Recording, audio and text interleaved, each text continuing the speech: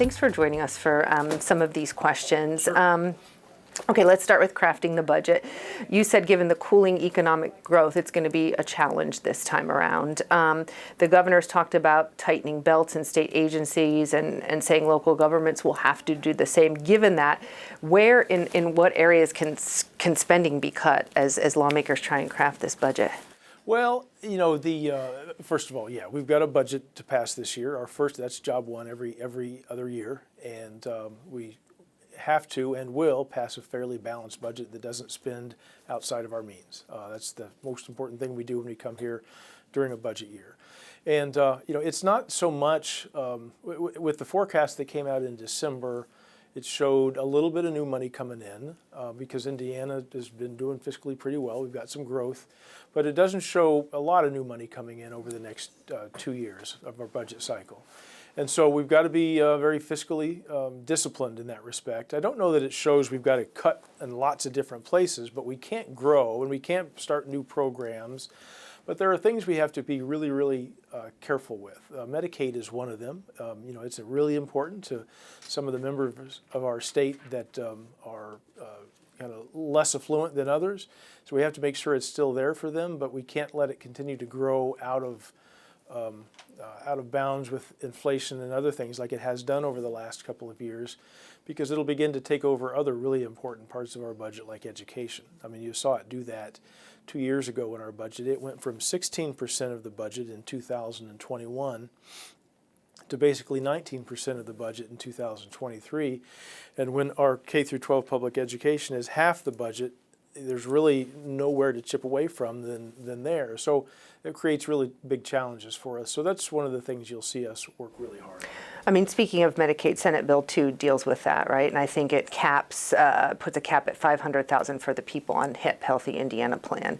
So what does that mean for the people on HIP now who could then end up on a waiting list? What do we say to people who are, you know, who might end up on that waiting list to justify that cap, who have these services and now then they might not? First of all, I think you'll see that bill change as it moves forward and gets through the process and to the governor's desk. And it's entirely possible that waiting list comes off based on some of the things we're learning now and trying to work through it. But, you know, the Healthy Indiana Plan is the part of Medicaid for folks that are working age, healthy people. Most of Medicaid is for children and infants, older folks, people who are really ill. The HIP is not. And so this is a way to try and make sure that it doesn't grow out of control, that we have it there for the people that need it, because it's really important. But the folks that don't need it, if their income grows beyond the line, then they have other opportunities to get insurance, like the Affordable Care Act provides some opportunities there. So I don't think you're going to see lots of people get kicked off and have nowhere to go. They're going to have other options. Beyond the cost of Medicaid, we know lowering health care costs, a big priority, I know, of Governor Braun. Also in the Senate Republican agenda, SB 3, I think, focuses kind of on the middleman, helping employers secure coverage, that, you know, the middleman that helps employers secure coverage, making sure they're acting in the best financial interest of their clients.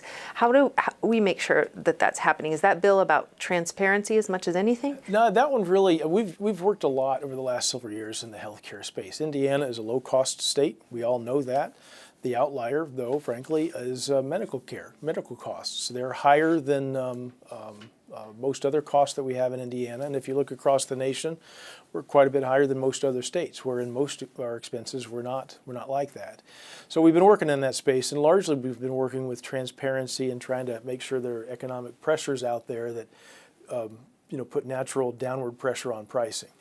This piece, though, that Senator Bush has creates a fiduciary relationship between, like, the insurance agent, third-party administrator, whoever's kind of handling handling that insurance policy for the employer or whomever it is.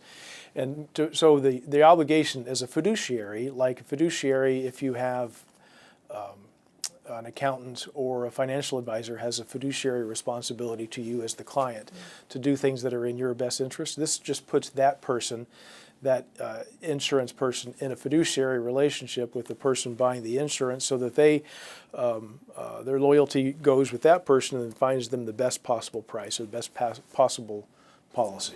Got it. As opposed to them making some kind of money, right? That That's correct. minimum. And don't begrudge them making some money at all. They provide a service that's worth value, but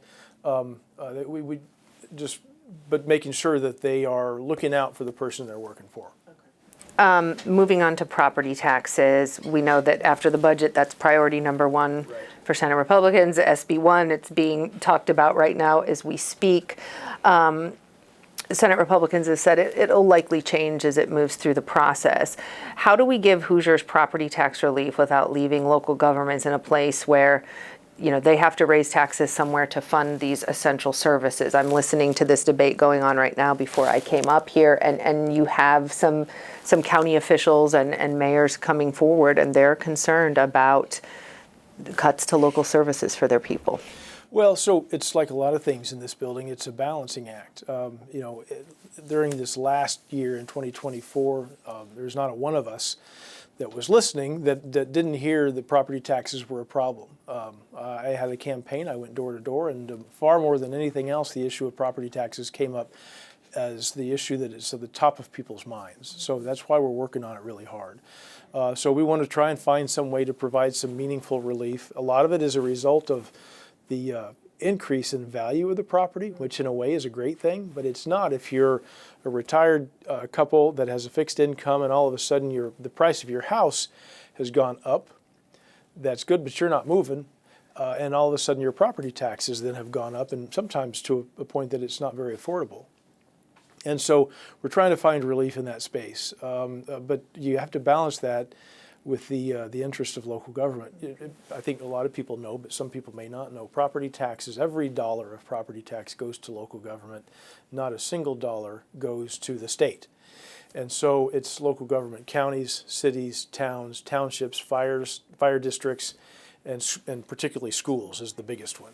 And so they provide essential services, education of our children, police, fire, all things that have to happen. And so while we need to balance the idea of providing some relief, which we will do, and but balancing that against the need of local governments to continue to provide the necessary services that they provide right now. Right.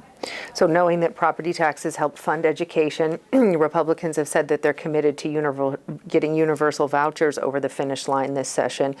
How much could we expect that to cost, and then how to pay for it? How do you lower property taxes and expand vouchers and somehow not expect public education to take a hit? So, at this point, we're almost there to vouchers for everybody. It's right now, it's only, I think it's the 400% of the poverty level is where we're at. No, excuse me, 300% of the poverty level right now. So taking that cap off will only really bring in a pretty small, relatively small number of people. So I don't know that the cost is that expensive. I've read it, and I don't remember the exact number right now, so I won't say. But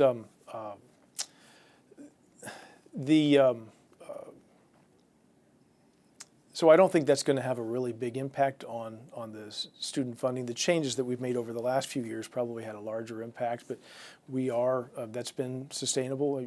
Public schools right now, there are 90% of our kids. 89% of our kids go to traditional public schools, and they get 90% of the revenue that come from that go to schools for educational purposes. So they're still getting a good, strong benefit from our dollars. So I think we'll be able to absorb it. What about fully funding pre-K? Wouldn't that, Democrats say that lays a stronger foundation, and wouldn't that align better with the state's goal to improve outcomes? We hear about improving outcomes all the time. Improving outcomes are important, and having a pre-K that's high quality and useful is really, really helpful for some families. And so it's obviously a priority in the space that we're working in. We'll keep trying to do that as well. 6 bills dealing with the legalization of cannabis in some form. I think 2 in the Senate, 4 in the House. The latest Hoosier survey out of Ball State showed that 60% of Hoosiers believe marijuana should be legal for recreational and medicinal use. The governor said he would consider legalizing cannabis for medicinal purposes.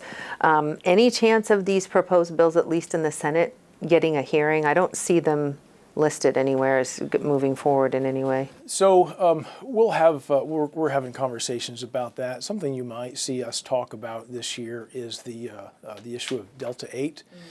Delta-8 is not the traditional marijuana that we all think of. It has a THC level of 0.3% or lower, which means according to the federal agricultural bill, it doesn't qualify as marijuana. Those things do produce a high, and they are prolific around our state in all sorts of vape shops and things.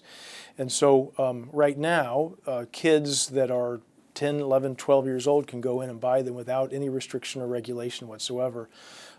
Probably the thing you'll see debated and potentially moved here in the Senate is some regulation of that product, not to make it illegal, but to try and regulate it so that it's getting in the hands of people that might want to use it, that are adults.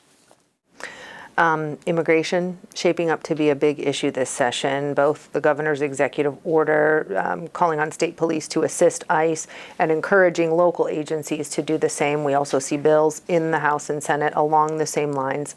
Law enforcement, and I've been in some of the hearings, have testified on some of these bills, many saying they don't want to be in a position where they're doing ICE's job. And they also don't want to burn bridges with some of the immigrant communities, relationships that they've built. How do you think this issue should be approached? Well, first of all, it's an important issue. It was a really important issue in the campaign in 2024, from the top, the presidential election, all the way down to the state and sometimes even local elections. And you'll see, obviously, and largely, it is a federal issue, meaning the national government is going to deal with that, and it's not really a state issue. You'll see us work on a few bills here in the Senate, though, that kind of come alongside the federal ICE and try to be helpful. We're not going to mandate local governments do anything. The bills that we have are options that local governments can do, and it tries to give some training, sometimes some funding if they want to come alongside and be helpful, but it's not going to mandate anybody take any action. There's some concern that these measures could start out as one thing and evolve into something different, where people are being questioned about their status for any reason. Any concern about that? Have you heard those concerns? Yeah, I've heard those concerns. I think that there's a really big job to get the people that are criminals and convicted and dangerous people that and take care of those people. That's where that's going to be. I don't see it going beyond that. I mean, that's a big challenge. The concern about people getting their door knocked on in the middle of the night that haven't done anything wrong, I just don't see that coming to fruition at all. Another executive order that the governor signed eliminated diversity, equity, and inclusion initiatives from state government. Instead, he said, replacing them with merit, excellence, and innovation. And I think someone asked you this question last week after the State of the State. Are they mutually exclusive? Is the state sending a message to minority communities that diversity and merit can't be part of the same equation? That's not the message we're sending. Diversity can be a fantastic thing. I mean, we all benefit from knowing people that are not like ourselves. We get more out of that. We grow more as a result of it. And so there's a real benefit to that. I think we've all heard the DEI issue become an issue again on the national level. The governor's talked a lot about it. We have some bills in the legislature, in the House and the Senate about them as well. And we're going to debate those and figure out if they're a good fit for Indiana or not.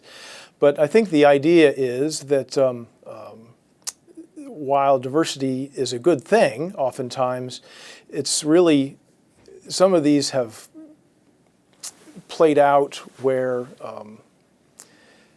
just haven't worked out like they were intended, maybe with the way that people intended them to. And so we're trying to get to a spot where merit has real value, because it does, and trying to get to a spot where there's non-discrimination. And I think that's the goal of some of these, but we're continuing to try to work through them. Do you think people have been discriminated against when diversity, equity, and inclusion was the? Well, if you take some of the examples of colleges allowing people to get in, and they take a look at that, sometimes people with the best credentials don't get into those colleges. So that's an example that people kind of list as a concern they have. Republicans have the supermajority.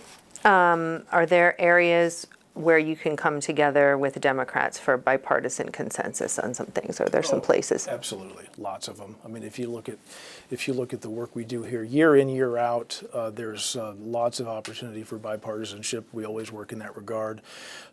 We had some of that work yesterday on the floor, as a matter of fact. But you'll see, here's some statistics that are generally the same year in, year out. We pass about 220 bills in this General Assembly year in, year out. It varies a little bit, but typically between 60 and 65% of those bills are unanimous, with every Republican and every Democrat voting for them. More than 90%, sometimes usually often up to 95% of the bills are bipartisan, which of course means that you have some Republicans and some Democrats voting for it, which leaves a number of bills you can count almost on two hands that split along those party lines. And those things are, some of our more contentious issues, of course, but that is the exception in this building rather than the rule. Pew Research Center did a study that broadly showed people have lost faith and trust in their elected officials. And given some of the issues that we've had in Indiana, like that Medicaid shortfall, what can lawmakers on both sides of the aisle do to restore the faith and trust of the people that they represent? Yeah, I hear those numbers, and it's disturbing to me. We have to, one, conduct ourselves at a very, very high level, and that's job one. And we have to communicate and articulate the things we're working on so people can understand what we're trying to do and why we're trying to do it, and also do that in a very civil way. I mean, civility is the responsibility. Civility in government is the responsibility of all of us. Most importantly, the people that are in elected positions. They have to conduct ourselves in that regard, because that trickles down to everybody else, and I think that has an impact on the confidence or the trust that people put in us. And so I see that as particularly important. And even when there are issues that are really challenging or issues that divide us, that's when communication is the most important. And communicating with people that disagree with you is really important in those circumstances, because they need to know they've been heard, even if there's not agreement by the end of the conversation. And that communication then builds understanding, so that I know what folks are telling me, and I know a little bit more about the path that they're walking. Maybe they learn a little bit more about the path that I'm walking, and that helps bring us together, even when we can't agree on all the ideas. So if you're not living in this world of the State House, it can seem kind of esoteric, complicated, overwhelming maybe. What advice do you have for just Hoosiers, the regular folk, about how they can get involved and understand this process and what is going on here more? Well, on a couple different levels. First of all, we've got a Indiana.gov or in.gov is a great way to check out what the General Assembly is working on. You can see what your senator or your representative, what the bills that they've presented. You can watch committee hearings and debate on the floor and all those things. So that's a first and really important step that would be fantastic for everybody to do. On the other side, though, is I've got some of the best conversations I've ever had at the produce aisle in the grocery store. So people need to know who their representatives and senators are, reach out to them and say hello. We like talking to people, but the fact that we're here means that we're social people, and so reach out and have conversations with us and tell us what you think, good, bad, or ugly. It's okay. We need to hear it all, and I would just encourage people to do that with some as often as they can. Anything you'd like to add? Anything I've missed that you think, I want to touch on this, or I want to say this? I don't think so.